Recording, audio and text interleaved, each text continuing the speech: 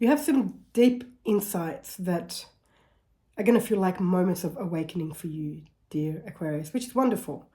I had to think about that for a second. I'm like, uh-oh, what star sign am I talking to? Dear Aquarius. Okay. And so the key for you at the moment is one, understanding. And that is that insights are wonderful. They can look pretty on your wall. They can sound amazing in your mind.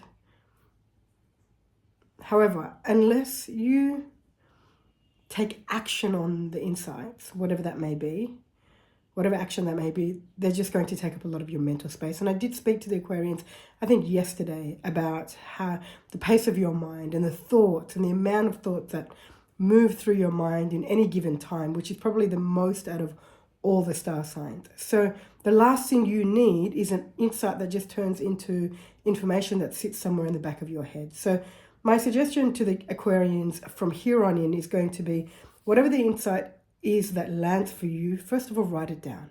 Just write it down on, maybe create a book of insights and write down whatever that insight is, put a date if you want to. Then there's a really powerful question you can ask. How can I turn this insight into action? One question, or another question can be, what action will best allow me to implement this insight? Something of that nature, and just leave it. It will come to you. And those of you that have worked, I was going to say worked with me for a long time, that's not necessarily the case, but those of you that have been watching these videos and been a subscriber for a long time with these daily intuitive horoscopes, then you'll learn very fast and hopefully know by now the importance of being able to ask a question and hold space for it. And holding space means that you're not sitting there trying to figure out the answers.